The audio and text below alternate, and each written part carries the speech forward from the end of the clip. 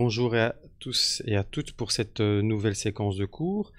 Il s'agit ici de comprendre la requête ARP, la trame de la requête ARP, comment ça fonctionne, tout ça.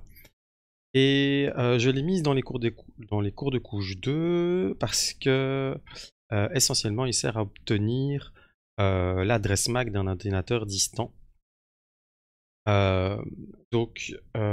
Beaucoup disent que une ARP est un protocole de couche 3, d'autres vont dire que c'est 2,5. Peu importe, l'important est de comprendre le fonctionnement de cette trame. Alors, une requête ARP, c'est Address Resolution Protocol, Resolution Protocol. Et l'adresse qu'on essaie de résoudre, qu'on essaie de trouver, est l'adresse MAC d'un ordinateur de destination. Très bien. Donc, on va essayer de revenir plus en détail sur le modèle aussi. On va essayer de remettre en contexte sur comment il fonctionne et de comprendre à quel moment ce protocole intervient. Donc, ce qui se passe, c'est que à la base, il y a une application. Cette application fabrique les données, elle va les présenter d'une certaine façon, va ouvrir la session, peu importe. Elle va donc fabriquer des données qu'elle va présenter par exemple en UTF-8, Unicode, ANSI, ASCII, peu importe, elle va fabriquer des données. Et ces données vont avoir une certaine taille. Ces données vont avoir une certaine taille et on va éventuellement les scinder en plusieurs morceaux. Il va peut-être y avoir 1, 2, 3, 4 segments, d'accord?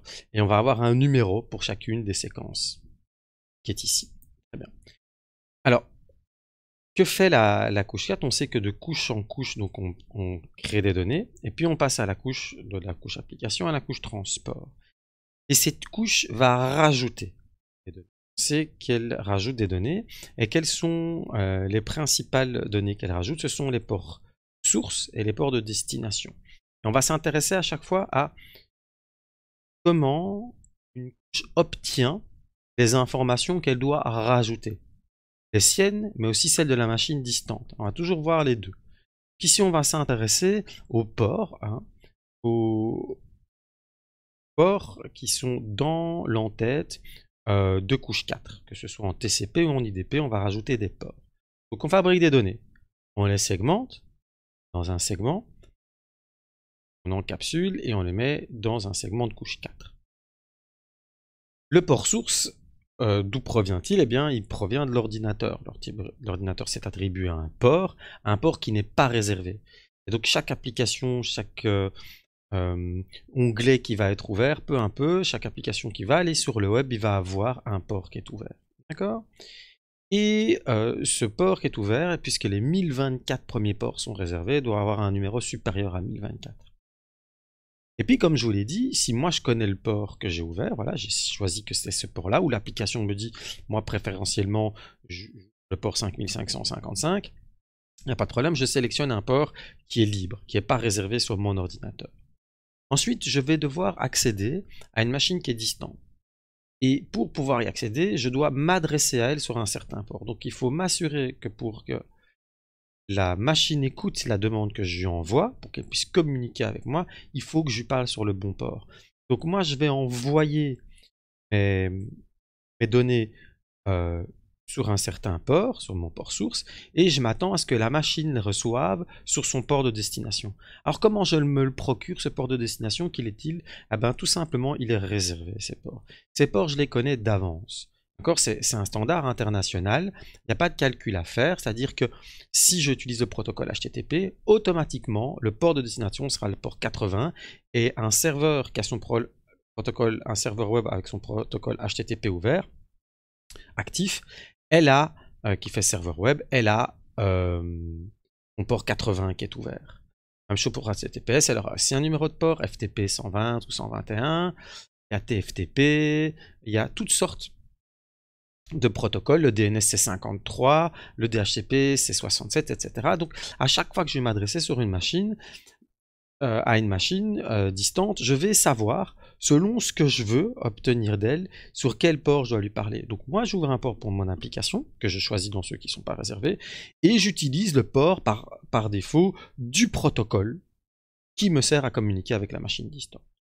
Voilà comment je remplis ma couche 4. Donc là, pas de problème. Puis je vais passer de ma couche 4 ici, vers ma couche 3. Donc je vais descendre et je vais donc encapsuler ma couche 4 dans ma couche 4 dans ma couche 3. Donc je vais encapsuler le segment ici dans ce qui va former le paquet. Et si pour la couche 4, j'ai dû rajouter les ports, pour la couche 3, je vais devoir ajouter les IP sources et les IP de destination. Donc, je prends ce paquet, ici, je l'encapsule dans la couche 3, et ici, j'utilise le protocole IP, et je vais devoir trouver l'IP source et l'IP de destination. Bah, l'IP source, c'est la mienne. Elle se trouve où? Elle se trouve dans les paramètres de ma carte IP, soit parce que je les y ai placés, de façon statique, soit je les ai reçus via mon DHCP. De toute façon, ce sont les paramètres de ma carte réseau, ça fait partie de ma machine, je les connais.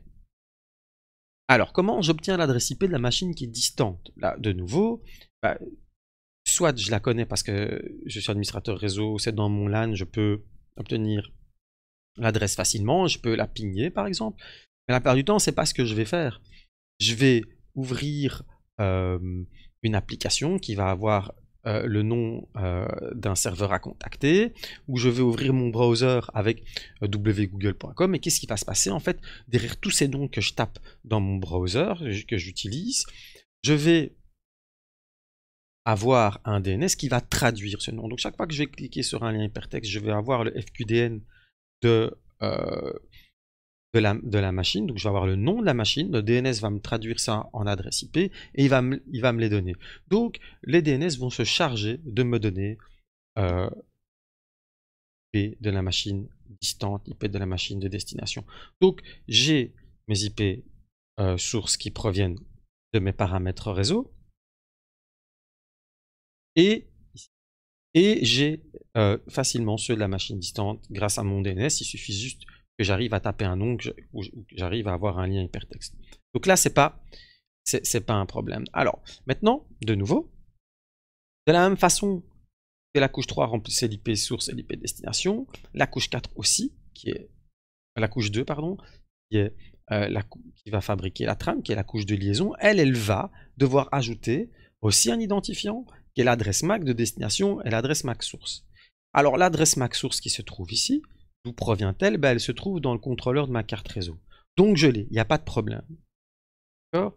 Mais l'adresse MAC de destination, comment je l'obtiens cette adresse MAC de destination? Parce qu'elle se trouve, là c'est pas un protocole qui va me le donner en tant que tel, c'est-à-dire qu'il n'y a pas des ports qui sont réservés à cette application, où il n'y a pas un DNS qui est capable de me fournir ça. Alors comment je vais me fournir l'adresse MAC qui se trouve dans la carte réseau, dans le contrôleur de la carte réseau de ma machine distante? Il faut donc un mécanisme qui me procure ceci.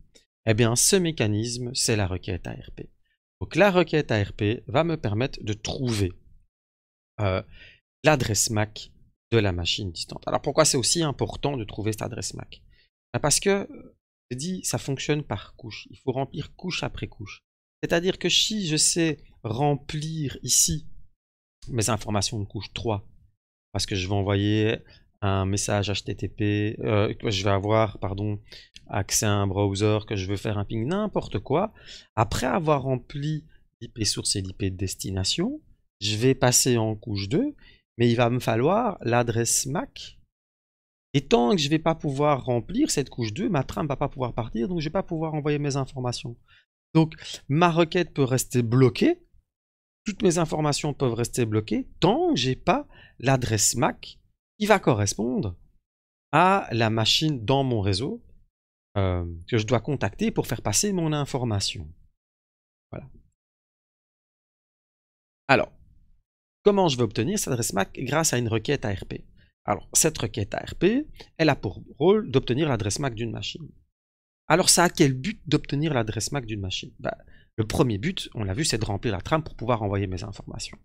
Mais on l'utilise également pour vérifier l'unicité de l'adresse IP d'une machine. C'est-à-dire que quand la machine se voit attribuer une adresse IP, elle va, grâce à la requête ARP, vérifier que son adresse est unique. Alors, ça, c'est une seconde utilité de l'adresse ARP. Alors, une fois que j'ai fait cette demande, je dis voilà, je veux contacter cette machine-là, j'ai son adresse. Je voudrais son adresse de couche 2 pour pouvoir compléter ma trame et lui envoyer des informations. Une fois que j'ai fait cette requête ARP, je vais donc avoir un lien qui va être fait entre l'adresse IP. Quand j'ai cette adresse IP là, je dois mettre cette adresse MAC. Quand j'ai cette adresse IP de destination là, je dois mettre cette adresse MAC de destination là. Et j'ai rempli les adresses de couche 2 et de couche 3. Eh bien, quand j'ai cette association entre la couche 2 et la couche 3, je vais mettre ça dans une table. Table ARP, je vais avoir ça dans un cache, afin que si je dois contacter à nouveau cette machine, je ne sois pas obligé entre chaque trame que je vais envoyer sur le réseau, de refaire une requête. Donc imaginons que j'ai un message qui fait, j'en veux envoyer des données, ces données vont être coupées par exemple, vont être segmentées en 50 segments, je vais devoir faire 50 requêtes ARP pour remplir chacune de mes trames. Ça, c'est pas possible. D'accord? Donc, on va mettre ça dans un cache. Une fois que j'ai l'adresse IP de la machine et que je sais par quelle est l'adresse MAC que je dois associer à cette adresse IP pour pouvoir envoyer ma trame, eh ben, je vais mettre ça dans un cache. Une fois que j'ai cette association, je la réutilise. Évidemment, ce cache a une durée de vie, d'accord, qui peut être entre 15 et 45 secondes dans la plupart des systèmes Windows, mais il peut être par exemple jusqu'à 240 minutes. Dans certaines configurations de routeur ou de switch. Comment j'obtiens ce cache? Comment je peux le consulter? Grâce à la commande. Donc je vais sur l'invite de commande et je tape ARP espace-A et je vais voir mon cache. Par exemple, ici, je vois que l'adresse de la machine, lorsque je veux contacter la machine 192.168.1.254, il faut que j'y associe l'adresse physique 00D0, etc., etc. Donc voilà, ça c'est l'adresse de couche 3. IP, eh bien, quand je mettrai ceci en adresse de destination de couche 3, je mettrai ceci en adresse de couche 2 et je vais envoyer ma trame. Alors, quand je fais une requête ARP, finalement, comment ça se passe? Et on va essayer de comprendre comment j'arrive à faire ma requête ARP. Et on va essayer d'avoir ça via Packet Tracer. On va regarder un peu comment ça fonctionne.